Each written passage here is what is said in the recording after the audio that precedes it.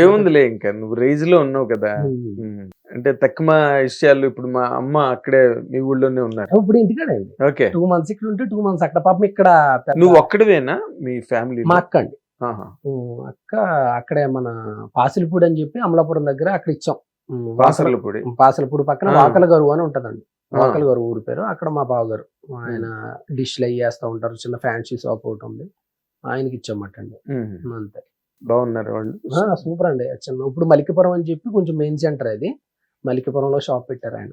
సరే. ఇప్పుడు ఏంటి నీ పర్సనల్ లైఫ్ కి వచ్చేసరికి ఇంకా స్టిల్ నువ్వు సింగిల్ హ్యాండేనా వంటగట్టు నువ్వు చేసుకుంటున్నావా? సింగిల్ హ్యాండ్ కదా, మ్యారేజ్ అయిపోయిందండి. అయిపోయిందా? మాకు మరదలవుద్దండి. వాళ్ళ అత్త మా అమ్మ అన్న చెల్లెలు బిడ్డలో తనకి ఇచ్చి మ్యారేజ్ చేస్తారు నాకు. అంటే నువ్వు సక్సెస్ అయ్యాకేనా? 2020 కరోనాలో అండి. ప్రపంచం అంతా ఖాళీగా ఉన్నప్పుడు చేసుకున్నాను. కరోనా షూటింగ్ పడవలే నాకు మ్యారేజ్ అయినప్పుడు. నేను డౌట్ చేయలేదా ఇది ఏం చేస్తాడు అసలు ఇడితో నింటరా బాబు అని?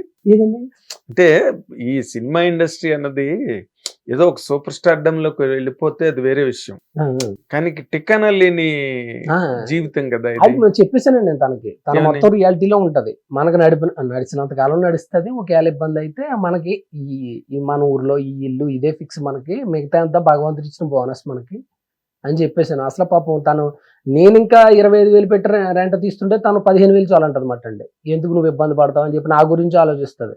ఇప్పుడు నేను కారు కొనలేదంటే ఒక యాక్టర్ వైఫ్ ఎవరైనా ఊరుకుంటారండి? కారు కొనకపోతే చెప్పండి. యాక్టర్ వైఫ్ వరకు ఎందుకు మహేష్? యాక్టర్ ఊరుకోడు, ఏదో కింద మీద పడి. తను ఏమంటదంటే నువ్వు ఫస్ట్ హౌస్ అంటున్నావు కదా, హౌస్ కట్టేసుకో, అయిపోయిన తర్వాత నీకు ఏమైనా అమౌంట్ ఉంటే అప్పుడు అడ్వాన్స్ ఇచ్చి నువ్వు కారు తీసుకుంది. కానీ ఫస్ట్ హౌస్ అనుకున్నావు కదా, నువ్వు ఎక్కువ స్ట్రెస్ తీసుకోకు.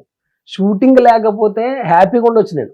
అంటే బేసిక్ స్ట్రెస్ ఉంటది చాలా మంది, కమిట్మెంట్ ఉండగానే.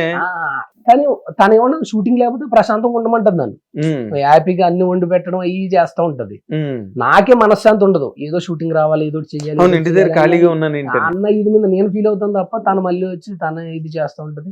ఒకవేళ ఏమన్నా మన చుట్టాలు అవటం వల్ల లేకపోతే చిన్నప్పటి నుంచి కష్టం సుఖం తెలియటం వల్ల ఏంటో తెలియదు, కానీ మంచి సపోర్టివ్ మాట అండి. చాలా ఇంకా అసలు బీటెక్ చేసిందండి తను. ఇప్పుడు ఈ సత్య అన్నయ్య ఉన్నాడు కదా, అతను ఈ కాలేజ్ లో చదివిందో తిను అదే కాలేజ్ లో చదివినమాట. మన సత్య కమెడియన్ సత్య, వీళ్ళిద్దరూ ఒకటే కాలేజ్. తను పాపం డిఫరెన్స్ కూడా ఎక్కువ ఉంటదండి. పాపం 8-9 ఏళ్ళ దాకా ఉంటది తనకి. కానీ వాళ్ళకి ఇష్టం వీళ్ళకి ఇష్టం. తను ఏజ్ జస్ట్ నెంబర్ అంటది అంతే. మనం అంటే చాలా ఇదిగా ఉంటది అంతే. కష్టపడి వచ్చిన వాళ్ళంటే ఇష్టం, అందుకని కేవలం చేసుకుంటా. రామ్ చరణ్ గారు అంటే చాలా ఇష్టం. ఫస్ట్ రామ్ చరణ్ గారు పక్కన ఎప్పుడైతే నేను చేశానో, నేను చరణ్ అన్నకు కూడా అదే చెప్పా. ఆయన నవ్వుతున్నారు, ఊరుకోరా అంటున్నారు. నిజమన్నా, నువ్వు అంటే చాలా ఇష్టం ఆయనకి, నీ పక్కన చేయడం కూడా నాకు చాలా ప్లస్ అయింది తన విషయంలో అంటే. నిజమా? అవునా అన్నారు. అవునా పోన్లే ఎప్పుడైనా ఫ్యామిలీతో రండి అన్నారు. నాకు ఇంకా ఆ రోజు నిద్ర పట్ల. ఆయన పాపం ఫ్యామిలీతో రమ్మన్నారు. పాపం చిరంజీవి సార్ అయితే బాబు పుట్టినప్పుడు ఎన్ని మెసేజ్ చేస్తే ఆయన రే కంగ్రాచులేషన్స్ రా అది ఇది అని చెప్పి అన్నారు. ఎప్పుడైనా రండి అని అన్నారన్నమాట. నాకు చాలా బాగా హ్యాపీ అనిపించింది. అంటే ఒక చిన్న ఫ్యామిలీ అని కాకుండా వాళ్ళు ఫోన్లే ఇంటికి రండి అన్నారు ఎప్పుడైనా కుదిరినప్పుడు. అంటే నాకు నిజంగా వాళ్ళిద్దరికి ఎందుకో నాకు ఏదో జన్మలో పుణ్యం చేసుకుంటే అసలు వాళ్ళు మనల్ని గుర్తిస్తారనిపించింది, అంత పెద్దోళ్ళు. నిజంగా వాళ్ళు అలా అనేసరికి నేను చాలా నాకు అబ్బాయి పుట్టినప్పుడు ఎంత హ్యాపీగా ఫీల్ అయ్యానో, చిరంజీవి గారు కంగ్రాచులేషన్స్ రా అని పెట్టినప్పుడు నేను అంతకంటే ఎక్కువ హ్యాపీ ఫీల్ అయ్యాను.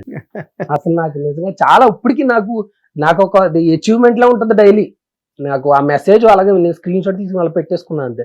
మళ్ళీ ఆయన పెడతారో లేదో తెలియదు, ఆయన బిజీలో, ఆయన అడవుల్లో ఆయన ఉంటారు. మనకి కరెక్ట్ గా వచ్చింది మెసేజ్, అది అలాగే శిలాపాలకం కింద అలాగే ఉంచేసాం. స్క్రీన్ షాట్ తీసి ఫోటో కట్టించి పెట్టింది, ఇంకా అలాగా ఉంచేసాను అంతే.